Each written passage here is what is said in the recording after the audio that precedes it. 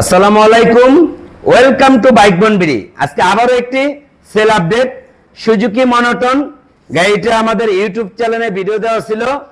Video দেখে শরীয়তপুর আমার এক ভাতিজা আসলো, আসার পরে অনেকগুলো গাড়ি দেখলো, দেখার পরে এই গাড়িটা ওনার চয়েস হলো।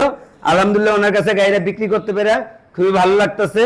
তবে সবাই দোয়া করবেন, যেহেতু শরীয়তপুর আমার দেশের লোক, আমার এক ভাতিজা আসছে, বাইক বনবিড়ির সুনামটা যেন থাকে, ওনার হাতে যেন গাড়িটা খুব ভালো লাস্টিং করে।